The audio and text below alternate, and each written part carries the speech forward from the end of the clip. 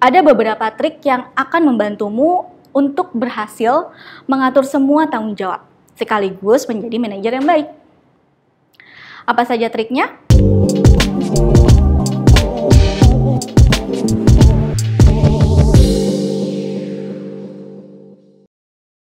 Hai, gue Salis and welcome to Career Insight. Di dalam Career Insight kali ini, gue akan membahas tentang cara menjadi manajer yang baik. Di dalam setiap perusahaan tentu ada hierarki manajemen yang menjaga seluruh proses agar berjalan dengan baik. Manajer yang baik bertindak sebagai fasilitator saat berada di lingkungannya dan menyesuaikan berbagai hal untuk menghasilkan efek yang luar biasa. Salah satu cara menjadi manajer yang baik adalah memimpin dengan kepala dingin dan memberikan contoh yang bijak. Ini merupakan pekerjaan yang sulit karena di satu sisi kamu harus mengatur ego dan ekspektasi. Meskipun begitu, ada beberapa trik yang akan membantumu untuk berhasil mengatur semua tanggung jawab, sekaligus menjadi manajer yang baik. Apa saja triknya? Kita akan bahas di sini. Tapi sebelumnya, yuk klik dulu tombol subscribe di layar kamu. Now, keep on watching. Yang pertama, mendelegasi dengan bijak. Kunci untuk sukses dalam leadership dan menjadi manajer yang baik adalah dengan belajar untuk mendelegasikan secara efektif, baik tanggung jawab dalam menyelesaikan tugas maupun otoritas yang diperlukan untuk menyelesaikannya.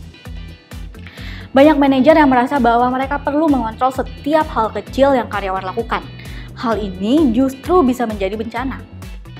Karena ketika kamu mendelegasikan pekerjaan pada bawahanmu, bukan hanya kamu yang akan terbantu, tapi mereka juga bisa lebih mengembangkan kepercayaan diri mereka. Menentukan tujuan.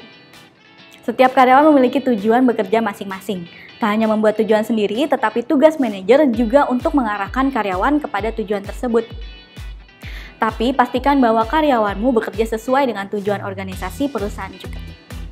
Buat tujuan spesifik dan monitor secara teratur perkembangan mereka dalam mencapai target tersebut. Kemudian yang ketiga, komunikasi. Banyak manajer yang tidak memfokuskan pada hal ini. Padahal komunikasi merupakan salah satu aspek dari cara menjadi manajer yang baik dalam suatu perusahaan. Komunikasi di sini bukan sekedar kamu berbicara dengan bawahanmu. Komunikasi harus terjadi dua arah, saling bertukar informasi. Ada saatnya mereka yang berbicara dan kamu benar-benar mendengarkan aspirasi mereka. Komunikasi tak hanya dapat membuat proses pekerjaan menjadi lebih mulus, hubunganmu dengan bawahanmu pun akan menjadi lebih baik. Kemudian yang keempat, luangkan waktu untuk tim. Meluangkan waktu untuk tim atau bawahan tak hanya menunjukkan sisi leadershipmu saja. Tetapi dengan adanya diskusi tim dan waktu yang lebih banyak diberikan kepada timmu, kamu bisa mendapatkan berbagai ide dan solusi masalah dari pekerjaan. Ingat, put your work aside for a moment, put down your smartphone, and focus on the person standing in front of you. Kemudian yang kelima, kenali pencapaian, berikan apresiasi. Setiap karyawan ingin melakukan pekerjaan yang baik dan ketika mereka melakukannya, karyawan tentu menginginkan hal tersebut diketahui oleh bosnya. Sayangnya, beberapa bos atau manajer tidak fokus pada hal tersebut. Dengan mengenali pencapaian yang dilakukan oleh karyawanmu dan memberikan apresiasi tentunya akan membuat semangat tim bekerja semakin meningkat. Kemudian yang keenam, berikan motivasi pada karyawan. Satu tugas manajer adalah menanyakan secara teratur pada karyawan apakah mereka menyukai pekerjaannya. Buat mereka lebih terbuka padamu, lalu ambil tindakan berdasarkan apa yang mereka utarakan. Tawarkan bonus yang akan membuat karyawan menghargainya. Kemudian, jika kesehatan adalah hal yang penting untuk mereka, berikan mereka waktu untuk pergi ke gym atau berolahraga. Kemudian jika keluarga adalah sesuatu yang penting, hargailah waktu yang mereka butuhkan untuk mengantar anak ke sekolah atau menjemputnya di sore hari. Kemudian yang ketujuh, ambil tanggung jawab atas kesalahan karyawan. Ketika salah satu karyawan membuat kesalahan, jangan bersikap seolah-olah kamu berkuasa atas mereka. Ambil kesalahan itu sebagai kesalahanmu, bahkan meskipun secara teknis bukan kesalahanmu. Apa yang sedang kamu lakukan adalah menciptakan sebuah budaya di mana karyawan merasa nyaman saat melakukan kesalahan. Ini adalah konsep yang sangat penting karena hal ini akan memungkinkan karyawan untuk berinovasi dan pada akhirnya belajar untuk berkembang.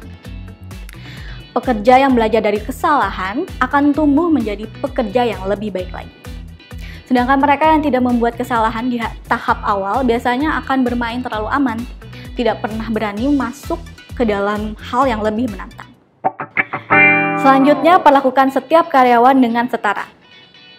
Kebanyakan dari kita tidak bisa bersifat egaliter seperti yang kita inginkan. Seringkali tindakan pilih kasih terjadi secara tidak sadar.